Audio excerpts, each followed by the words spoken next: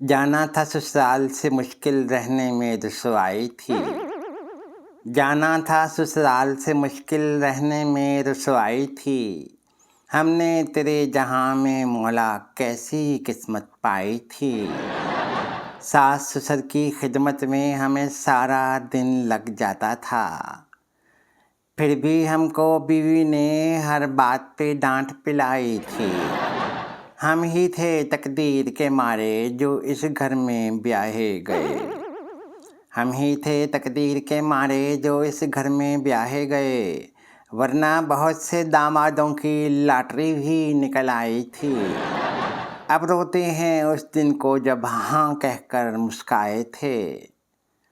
क्या मालूम था उस मुस्कान से हमने गुलामी पाई थी।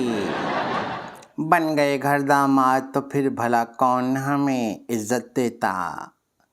सास पिटाई करके गई तो ससुर ने डांट पिलाई थी। इज्जते नफ्स का सौदा करके खून के घूंट पिए हरदम। इज्जते नफ्स का सौदा करके खून के घूंट पिए हरदम। भीगी बिल्ली बनकर हमने अपनी उम्र बिताई थी।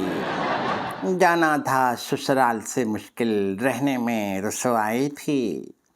हमने तेरे जहान में मौला कैसी किस्मत पाई थी।